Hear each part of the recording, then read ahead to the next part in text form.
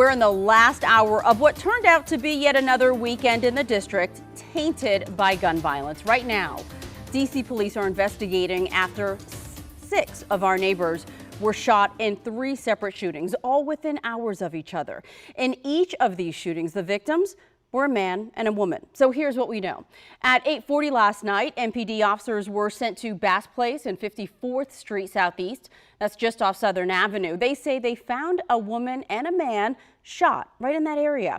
Then at 11:09, police respond to another shooting about 7 miles away on Malcolm X Avenue and 2nd Street Southeast, where they find a man shot.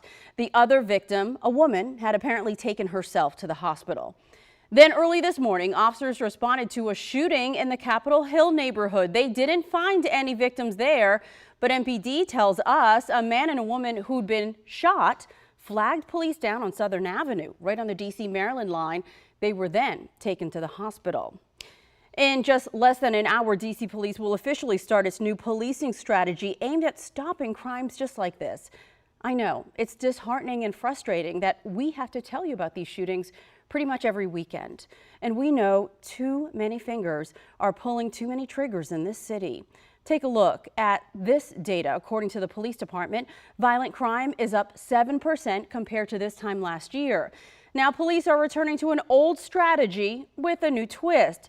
Rafael Sanchez Cruz joins us now with more on that new strategy and what residents are saying about it. Hey, Rafa. Hey, Delia. Outgoing Police Chief Robert Contee says that in the past summer, crime initiatives have focused on increasing police presence in certain neighborhoods, but this year, MPD will be engaging the community in all 8 wards. Starting Monday, D.C. police will implement a new strategy in patrol operations ahead of the summer months and amid a rise in overall crime of 25% compared to the same time last year. But this isn't putting someone standing on a corner to deter crime or officers just writing tickets and making arrests. Police Chief Robert Contee says officers will be assigned to what they're calling areas of concern, which are places mostly impacted by crime according to MPD data. But also they will be taking on a community-based approach. This is about officers getting out of their vehicles and engaging with the community by being problem solvers, talking with community members to identify issues, checking in with businesses and apartment complexes. We went out to speak to neighbors in Ward 8 where recent gun violence has been a concern for residents. Do you remember that kind of policing? Yes, I do, and it was very positive because it's more of a, we understand one another. Police officers have a lot to offer to community. So with them walking and talking with people, they know that they're out here, they know that they care, and it establishes better communication.